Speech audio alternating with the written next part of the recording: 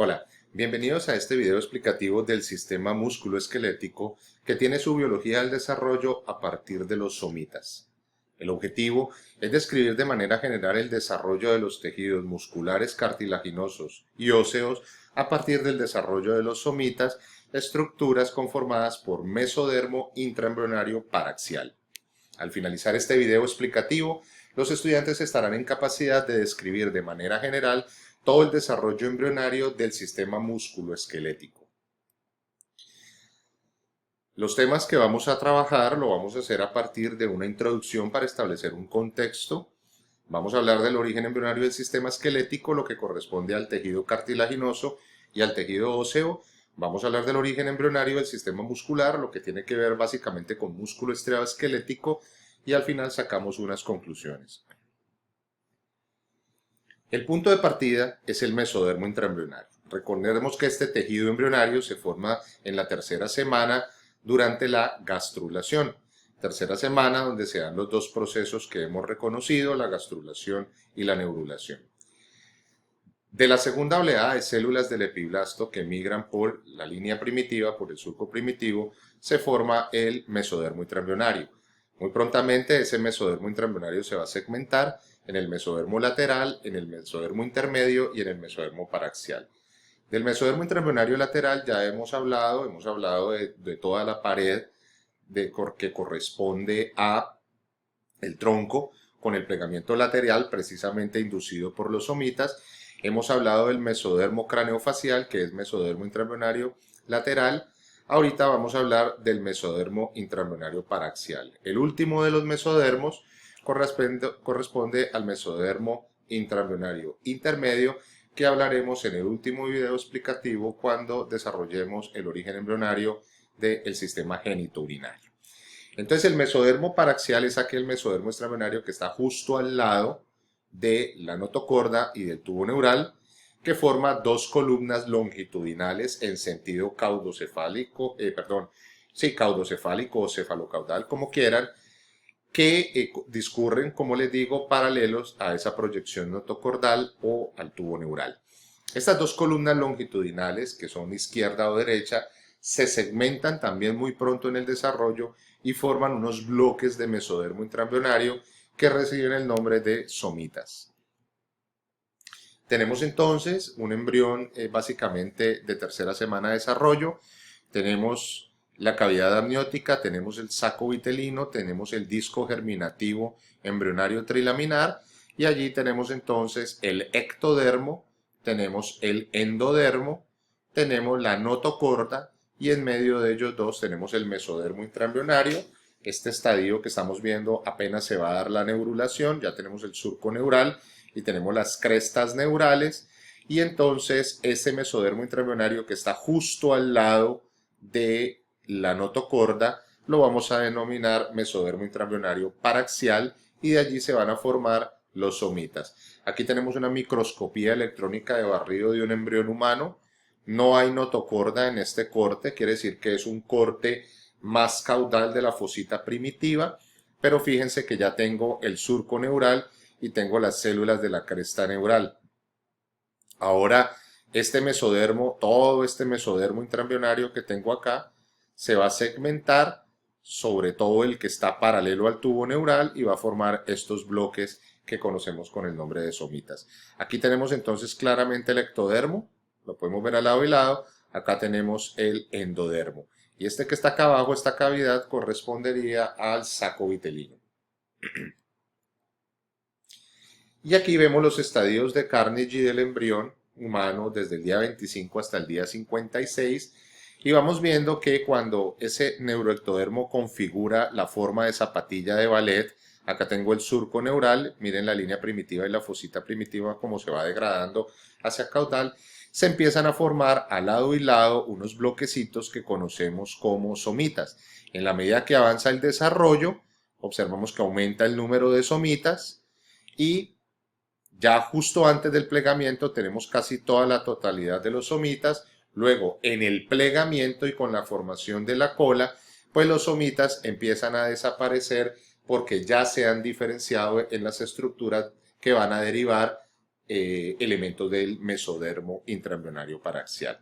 O sea que ya a partir de aquí del plegamiento de cuarta semana en adelante, pues al embrión ya no va a ser evidente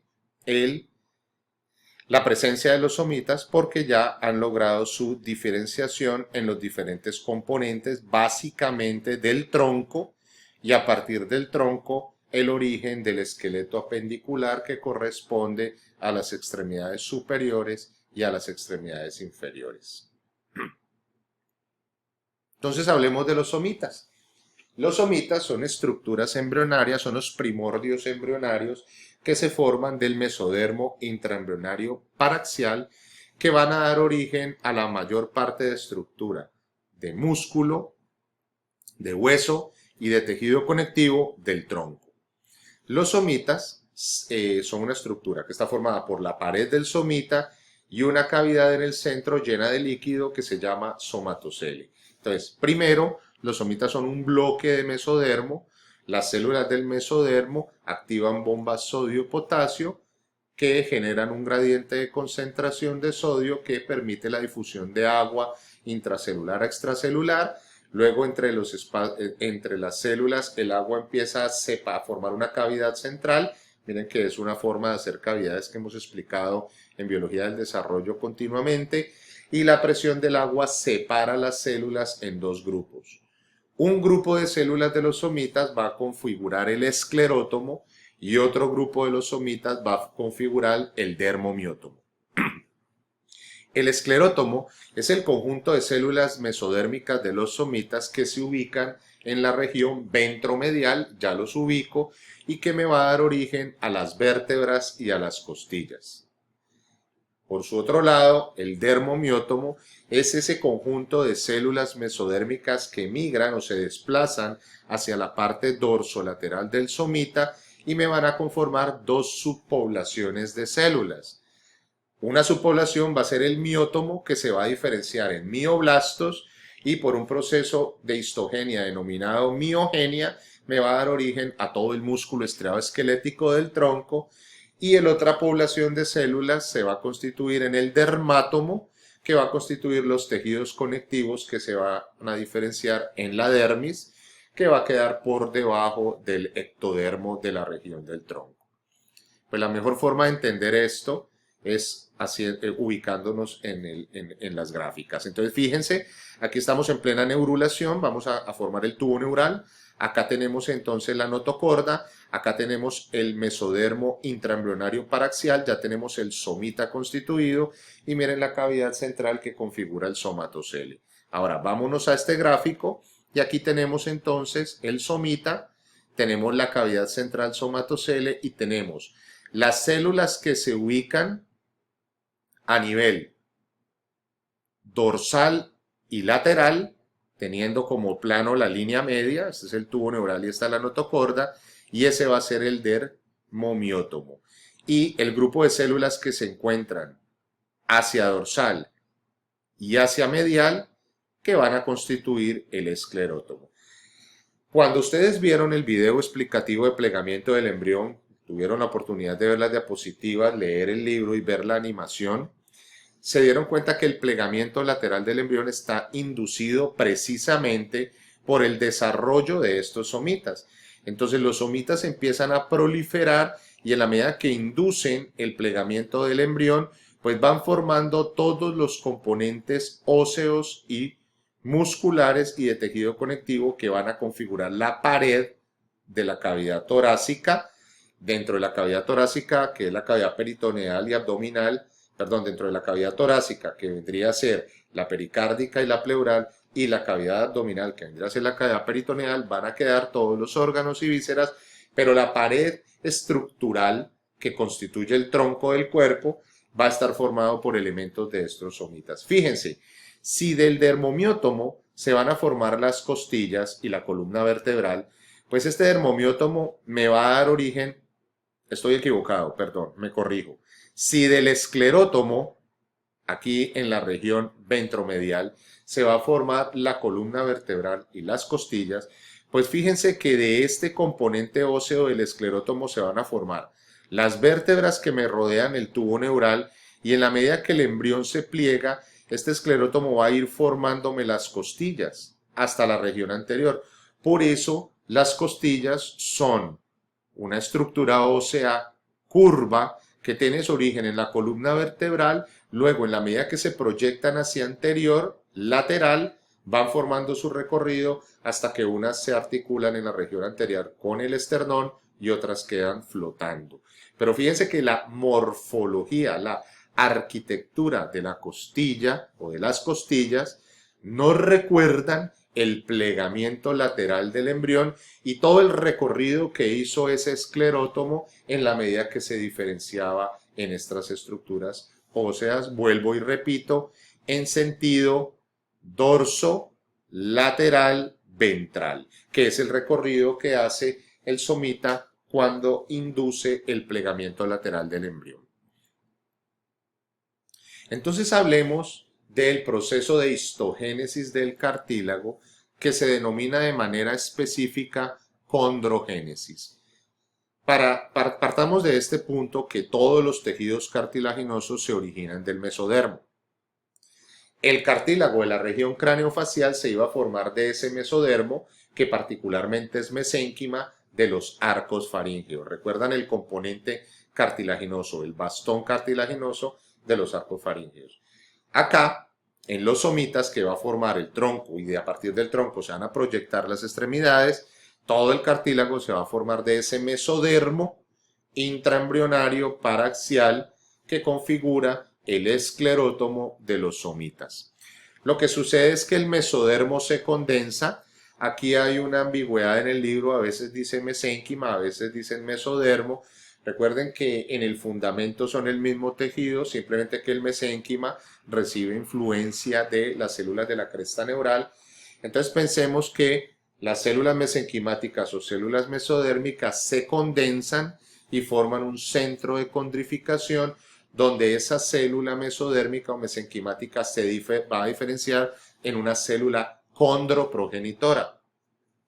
Posteriormente, esta célula condroprogenitora se va a diferenciar en un condroblasto.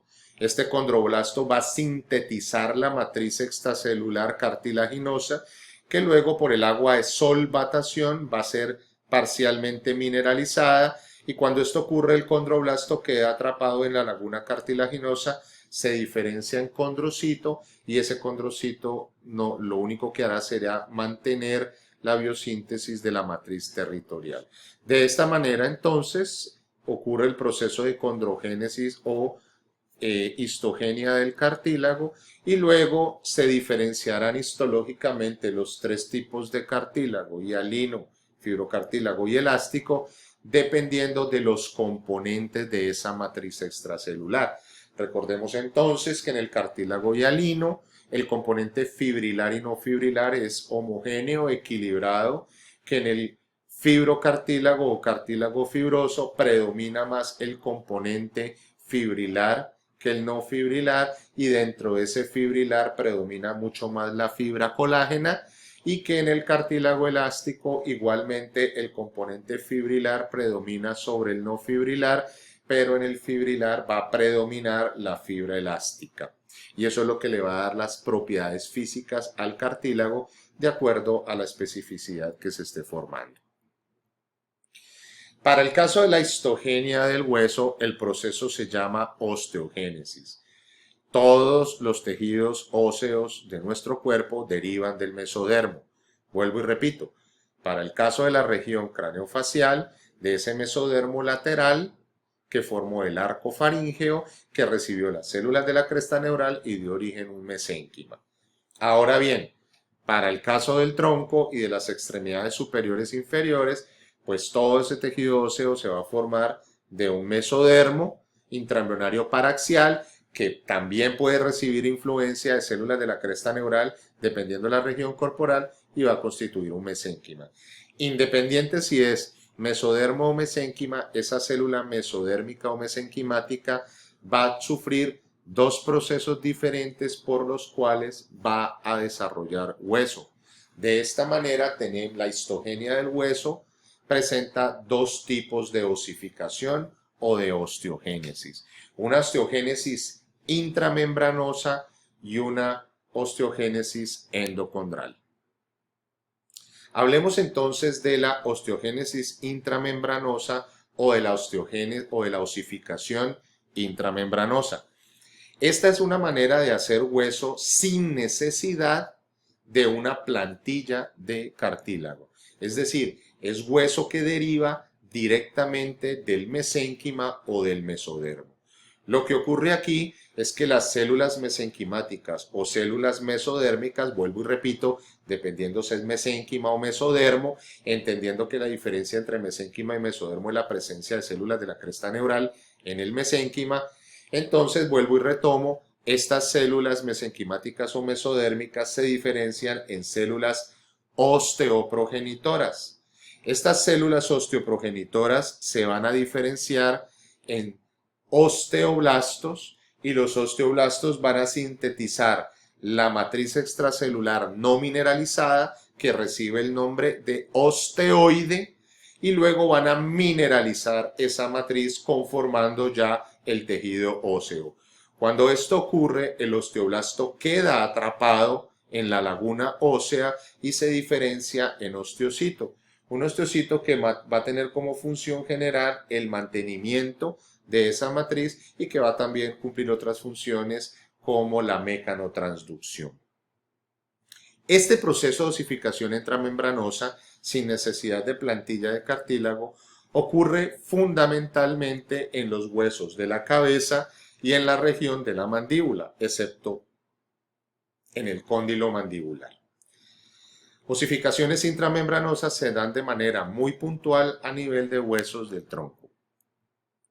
El otro tipo de osificación o histogenia del hueso o histogénesis del hueso se conoce con el nombre de osificación endocondral. Y esta se da a partir de una plantilla preexistente de cartílago y es característica de todos los huesos largos y del cóndilo de la mandíbula. ¿Qué característica tiene esta osificación endocondral? Que va a permitir el crecimiento del esquema corporal, no solo en la vida intrauterina, sino en la vida postnatal, finalizando en el pico máximo de crecimiento que se encuentra entre los 17 y 21 años. En últimas, será la osificación endocondral la que nos permita crecer en tamaño, desde un tamaño embrionario, un tamaño fetal, luego postnatal, desde un tamaño de la primera infancia, de la segunda infancia, luego la adolescencia, hasta ya empezar la edad adulta con un tamaño establecido. ¿Qué ocurre acá? Pues básicamente es lo siguiente. Bien sea mesénquima o bien sea mesodermo, bien sea célula mesenquimática o célula mesodérmica, lo que vamos a obtener primero es una célula condroprogenitora. Esta célula condroprogenitora se diferencia en condroblasto y este condroblasto va a sintetizar una plantilla de cartílago hialino. Por otro lado, la célula mesenquimática o mesodérmica se va a diferenciar en célula osteoprogenitora. Esta célula osteoprogenitora se va a diferenciar en osteoblasto y el osteoblasto va a llegar a la plantilla de cartílago y va a empezar a mineralizarla, va a empezar a osificarla, pero eso lo va a hacer paulatinamente, muy lento en el desarrollo embrionario desde la cuarta semana, mucho más acelerado en la vida postnatal. En la medida que los condroblastos sintetizan la plantilla y la van elongando, la van alargando, los osteoblastos la van mineralizando hasta que cuando se llega al pico de crecimiento entre los 17 años y 21 años de vida postnatal, ya los condroblastos no sintetizan más la plantilla de cartílago y los osteoblastos la mineralizan por completo, finalizando la osificación y por tanto finalizando el crecimiento.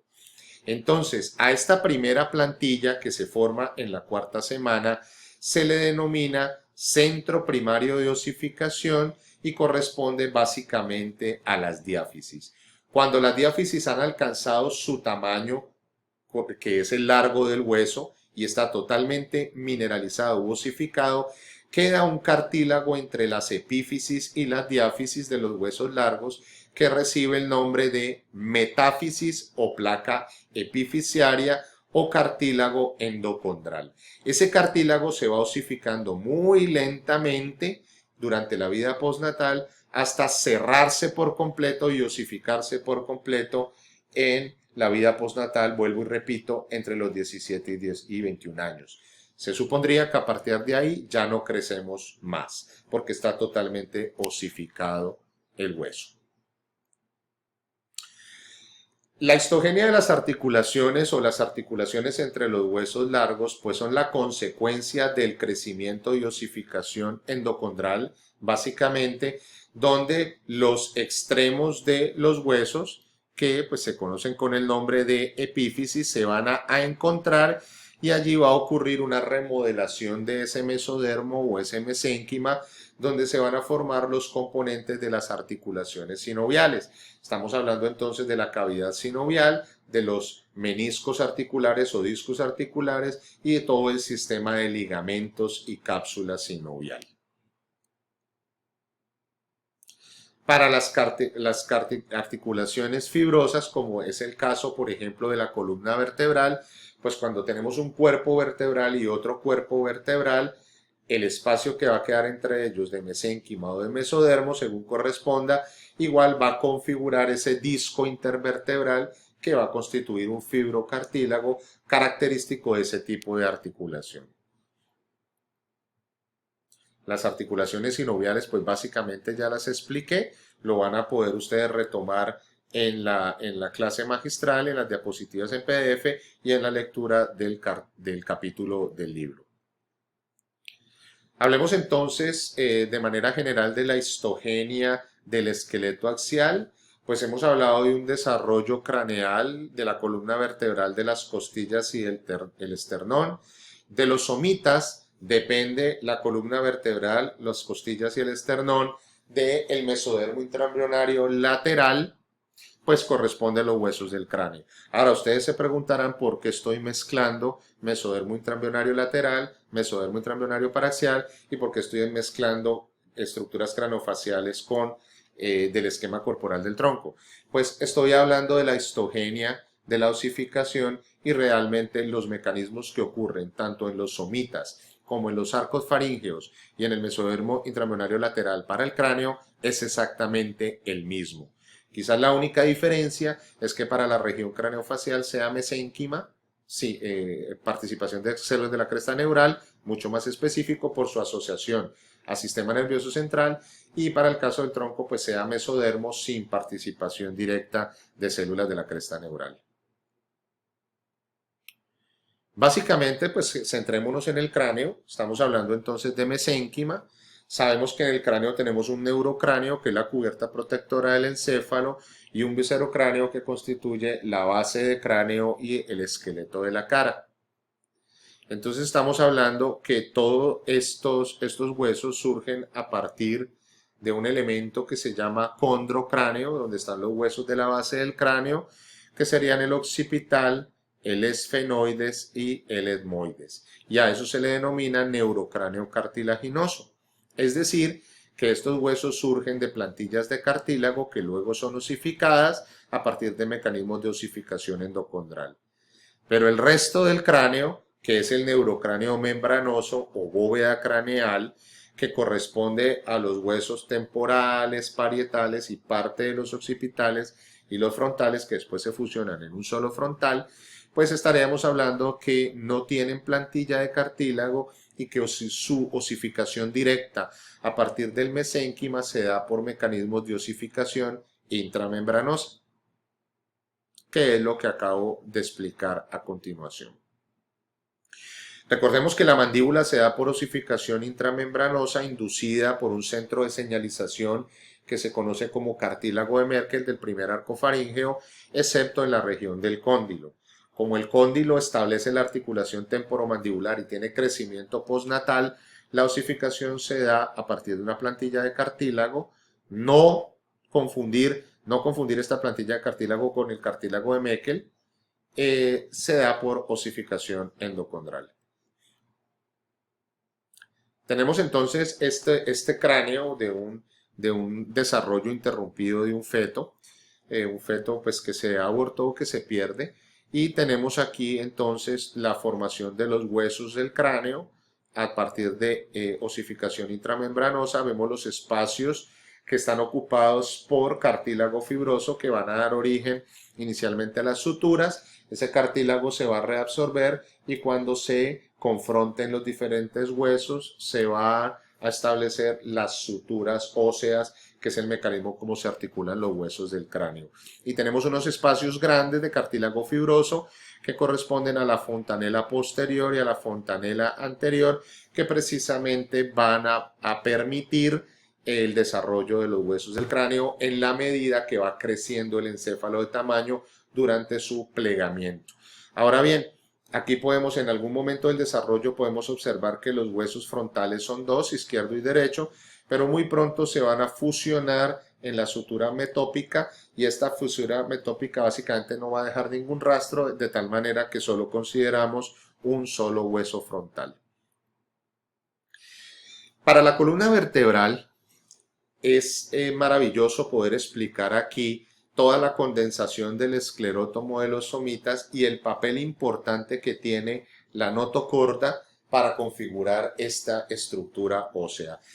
El texto lo van a poder leer en el capítulo del libro y lo van a poder leer en las diapositivas en formato PDF. Me es mejor en este momento explicar en un gráfico lo que ocurre. Miren, en este corte podemos observar entonces el tubo neural, podemos observar la notocorda y podemos observar que todo este mesodermo que está en esta región es el esclerótomo. Entonces fíjense que este esclerótomo se va a especializar y va a formar una plantilla de cartílago que rodea tanto al tubo neural como a la notocorda. Esa plantilla de cartílago va a ser el primodio de los cuerpos vertebrales, o sea que podemos decir que la columna vertebral y las vértebras se forman por osificación endocondral. Ahora, cuando estudiamos la columna vertebral, podemos determinar que hay una secuencia intercalada de vértebra, disco intervertebral, vértebra, disco intervertebral y así sucesivamente 31 a 33 veces.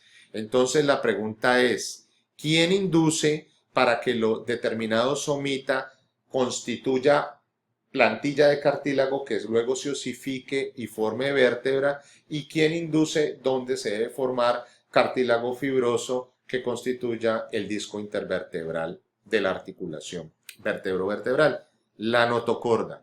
Y fíjense cómo ocurre eso.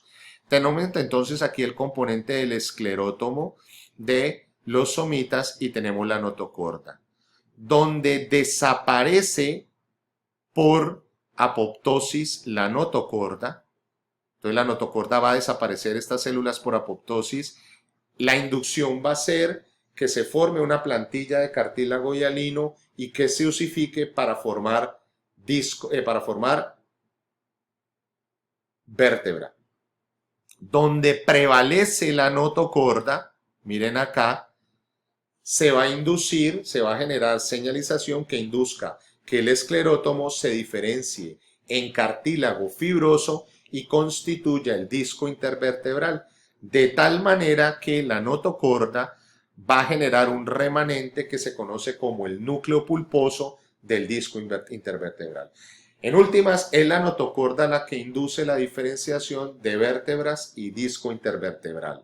Las vértebras, ante la muerte celular programada por apoptosis y disolución de la notocorda, el disco intervertebral ante la permanencia de la notocorda y su posterior diferenciación, el núcleo pulposo. Ya posteriormente, y lo habíamos explicado, viene la formación de las costillas en sentido dorsolateral ventral, que muestran cómo se está dando ese plegamiento lateral del embrión. La explicación pues de que se unen en la región dorsal a las vértebras, luego se proyectan lateral, 7 pares de costillas que en la región ventral o anterior se van a unir al esternón, que son las costillas verdaderas, luego 5 pares de costillas que se van a unir al esternón, pero no lo van a hacer a partir de cartílagos propios, sino a partir de los cartílagos de otras costillas, y 2 pares de costillas que inclusive no logran osificarse por completo, alguna queda con un mayor componente cartilaginoso, que no se unen al esternón y se denominan las costillas flotantes.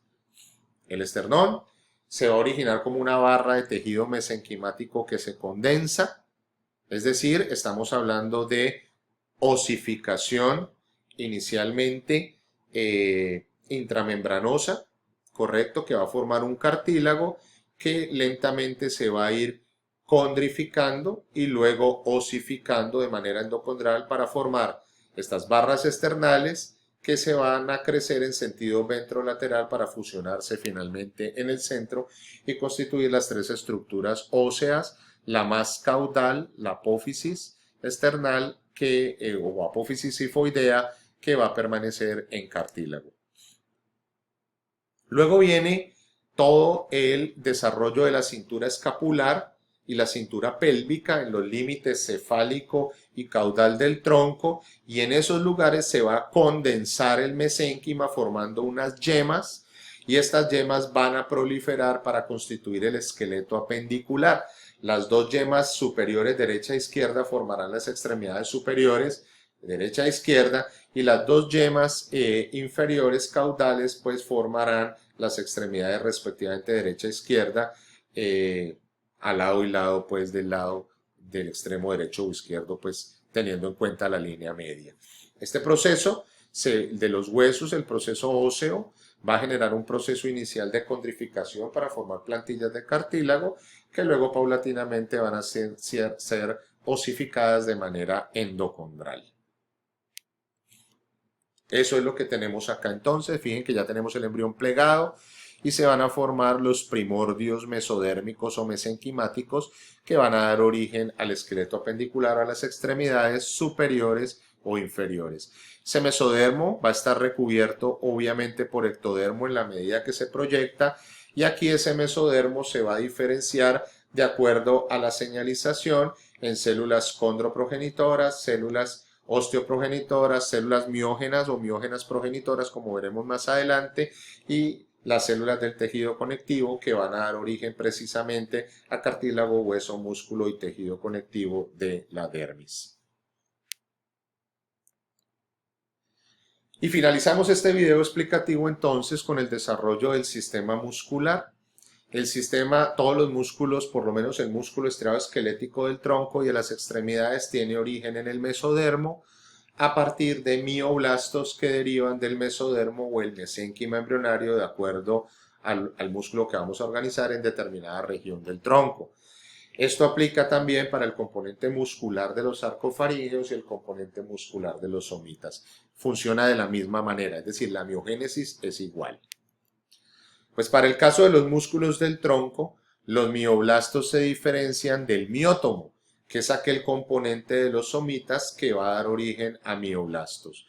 En el caso de las extremidades, los mioblastos se van a diferenciar a partir del mesénquima o mesodermo, de esas yemas que proliferaron, del segmento de la cintura escapular más cefálico o el segmento de la cintura pélvica más caudal. Lo interesante es que en la medida que se da el plegamiento del embrión y los somitas se proyectan desde posterior o dorsal, lateral y luego anterior o ventral, ellos van diferenciando el miótomo, diferenciando el tejido muscular que va marcando un recorrido hacia la región anterior, y eso es lo que podemos observar en una imagen a continuación. Por ahora me detengo y explico la miogenia del músculo liso, que se diferencia a partir de un mesodermo o mesénquima que está íntimamente relacionado con la esplagnopleura o hoja somática, esplágnica, pleural del mesodermo intraembrionario lateral, que va a estar rodeando a esa cavidad intraembrionaria que inicialmente configuró el celoma intraembrionario, que después daría origen en la parte torácica a la cavidad pericárdica y a las cavidades pleurales, y en el segmento abdominal a la cavidad peritoneal. Pues a partir de allí, de ese mesodermo o mesénquima esplácnico, se va a originar el músculo liso que va a estar en relación con las vísceras, por supuesto. Retomemos entonces el músculo estriado esquelético, por favor tengan en cuenta acá, músculo estriado esquelético, y verificamos entonces que el músculo estriado esquelético tiene un patrón que se orienta en sentido dorsal posterior, lateral, ventral anterior. Ahora bien, ya vimos que cada segmento de somita, respectivamente, iba a configurar los segmentos de las vértebras.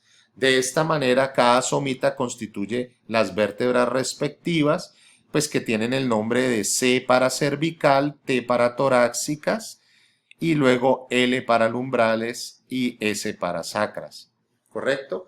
Entonces, cada cuerpo vertebral derivado de la relación de dos somitas pues configura una vértebra. Ahora, esos somitas cuyo esclerótomo originó ese cuerpo vertebral, su miótomo va a originar el músculo asociado a ese mismo somita. Por tanto, los músculos del tronco están íntimamente asociados a los segmentos vertebrales. Por tanto, a partir del tubo neural y de la médula espinal, los nervios periféricos también van a estar asociados a esos segmentos vertebrales y a esos músculos. Esto es muy importante porque estos músculos a su vez van a estar asociados al dermátomo y a la región de la piel que se relaciona con ese músculo. Eso va a originar una configuración que se llama los dermatomas, que son muy importantes en semiología durante el examen clínico. Por ejemplo, si una persona está perdiendo movilidad y sensibilidad en el extremo de los dedos de las extremidades superiores, pues yo puedo correlacionar la sensibilidad de ese dermatoma con el movimiento de esos músculos, con el segmento de las vértebras que vendrían a ser C5, C6, C7 y C8, básicamente relacionadas con el segmento de la médula espinal y de los nervios periféricos de esa región. Entonces fíjense que todo ese análisis semiológico me puede llevar a el diagnóstico de un problema neurálgico, de un problema de origen neural relacionado bien con una neuralgia a nivel de la médula o bien con una neuralgia a nivel de los nervios periféricos. Y de esta manera establecer el diagnóstico y tratamiento. Así sucesivamente, aplicado a todos los componentes musculares miogénicos asociados a sus respectivos dermátomos. Hemos terminado entonces este video explicativo que básicamente explica el origen del sistema esquelético y del sistema muscular a partir de la configuración de los somitas. También utilizamos entonces estos conceptos de miogénesis, condrogénesis, osteogénesis para explicar los procesos de osteogenia, miogenia y condrogenia respectivamente para los arcos faríngeos. Entonces entendamos que la configuración del músculo, del cartílago y del hueso en arcos faríngeos y en somitas es el mismo en cuanto a proceso histológico, pero que variará dependiendo si es mesénquima o mesodermo, y esto variará de acuerdo a la influencia que haya con las células de la cresta neural. Hasta la próxima.